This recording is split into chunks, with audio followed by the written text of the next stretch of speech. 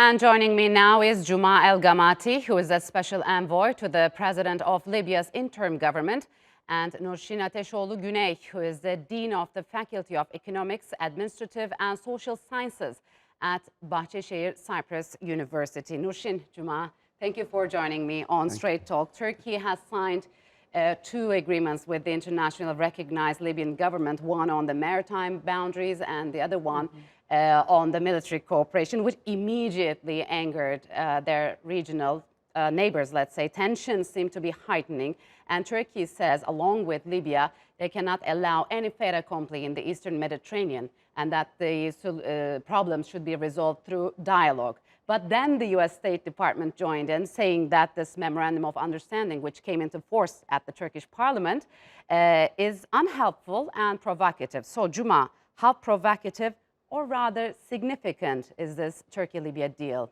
Well, it should not be provocative at all, and it is very significant because it restored Libya's sovereign rights over its rights to the Mediterranean Sea opposite its coastline.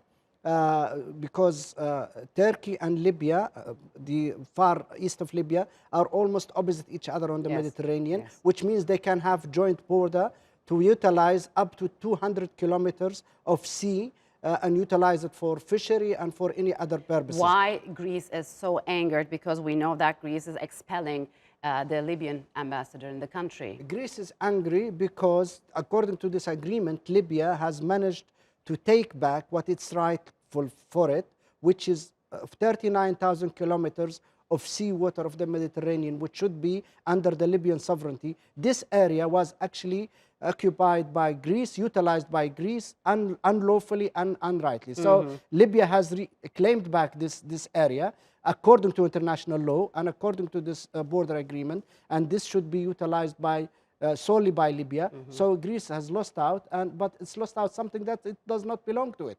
So it should not be really angry at all. So Nursin, what is Turkey is hoping to achieve in this move, and why it took Turkey so long to initiate such an agreement? Yes, so the agreement in itself is very important for both sides, as it's been mentioned by Guma. It is a loss that is recovered by this agreement by the Libyan legitimate government recognized by UN. But on the other side of the side of Turkey, it is also important because Turkey so far, this is not a new happening. Since 2009 onwards, there was technical negotiations were going onwards, and there is the Admiral Cihat Yaycı has published many articles that Turkey and also Libya was neighbors from the sea. We used to know that we could only delimit the maritime zones by vertical lines, but according to his thesis, he's specialized in international law. He was saying that if you make this limitation by diagonal lines, you will see that Libya, as along with Lebanon and Israel, we are neighbors from the sea. So this new agreement based on this logic. And also, again, with this agreement, Turkey has declared its, for the first time, with a literal state of Libya in this area, that it has now limits on the eastern Mediterranean, but the western side of the Mediterranean. So this was previously registered to UN in 2004. So it's far, not new. It is not new, but it has been newly registered once it has been accepted by the Turkish parliament yesterday. It was going to go to the UN very soon. So Guma, tell us about the significance of Turkey's Marmaris, Fethiye, Kaş, and Libya's Derna, Tobruk, and Bordia axis, because the new line is set up like that. Yes. Does Libya have the means to defend or explore in this region, or eventually it'll seek Turkey's assistance? Well, first of all, Libya has restored what is rightful for Libya, which is its right over this new area, which is 39,000 kilometers of seawater, which Libya has the sovereignty over. Libya can utilize for fishery, for mining, for gas, for oil, for offshore oil and gas, or whatever it is. This is consistent with international maritime law, and Libya is taking what is rightful. But Greece, Syria, Yes. Israel, Egypt, But think Libya has the longest coastline on the Mediterranean, 2,000 so as Turkey. kilometers. So as Turkey. So does Turkey. So Yes. Libya has had an agreement with Malta, has had an agreement with Tunisia,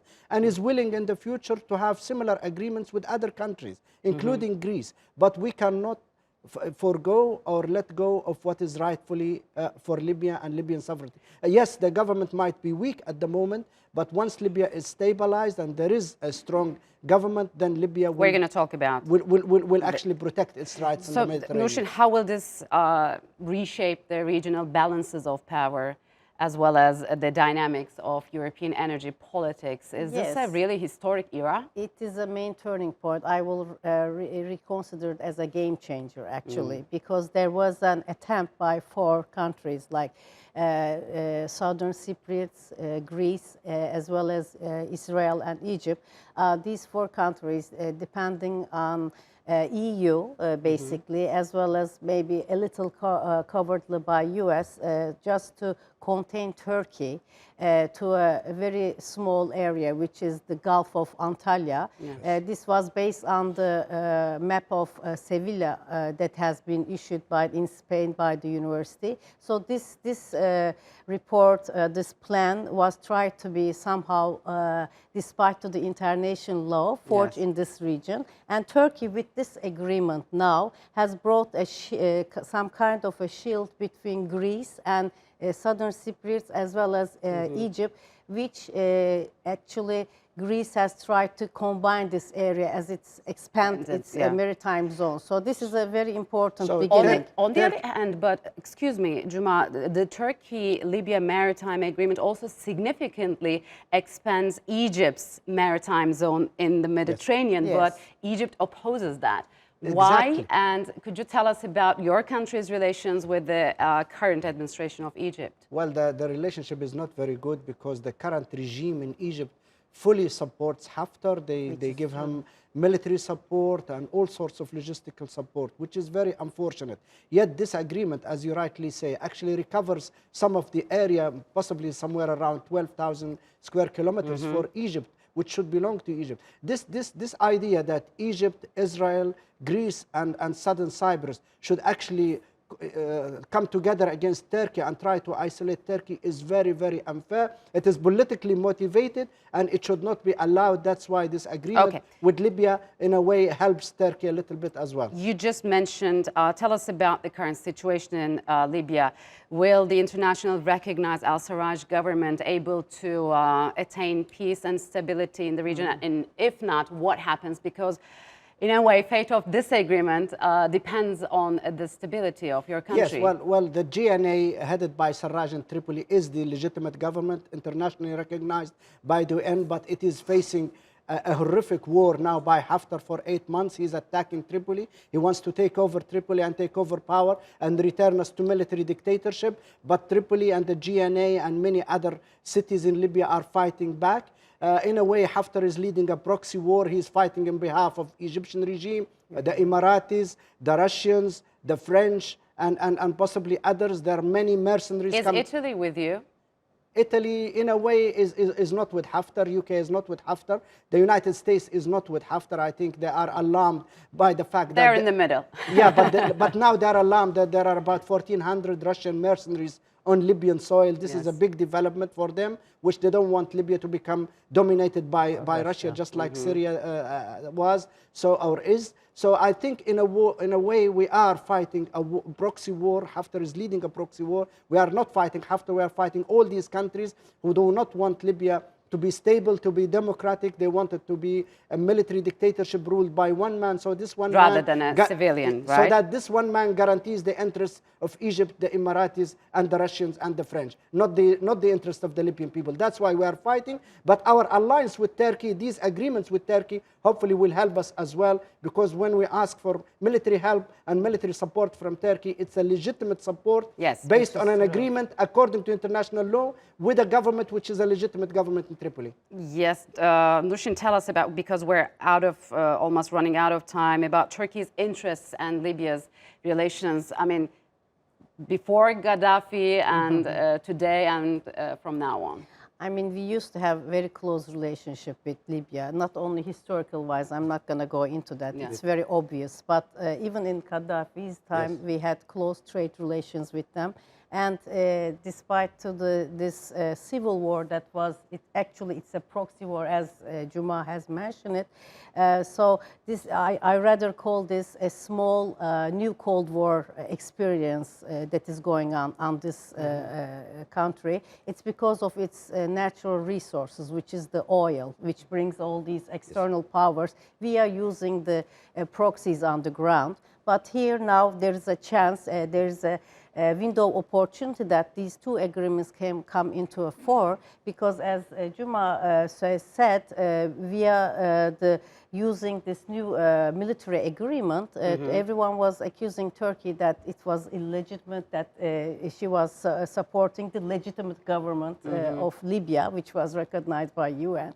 And now we have heard that attempt of coup somehow was happened very recently, and against to these kind of happenings, maybe this Turkey will be supportive will be there, Libya. Similarly, like perhaps in Qatar, for instance. So, Juma, do you expect more countries to join your fight against this warlord Haftar and the camp against your government? Well, what we are trying to do is we're trying to strengthen our alliance and relationship with all our friends, and Turkey comes as the #1 ally and friend at the moment. We are trying to also work on pushing France away from supporting Haftar, and also deal with the Russian influence in Libya, which is very dangerous, and it has taken a serious turn in the last few weeks. 1,400 Russian fighters are fighting with Haftar on Libyan soil. This is very, very serious. This is almost internationalizing the conflict now in Libya. We are trying to also get the United States to be involved to try to counter this Russian influence and to try to support, or at least not object to Turkey supporting us in this military campaign. It's ironic that people are objecting to Turkey supporting the legitimate government, yet they don't object to Egypt, the Emiratis, the Russians, and the French giving airplanes, giving all types of military equipment and fighters and mercenaries and military officers fighting on the ground with Haftar. It is really ironic. Unfortunately, we're out of time. Nursin, Juma, thank you very much for joining me on Straight Talk. You. Appreciate it a lot. Thank you.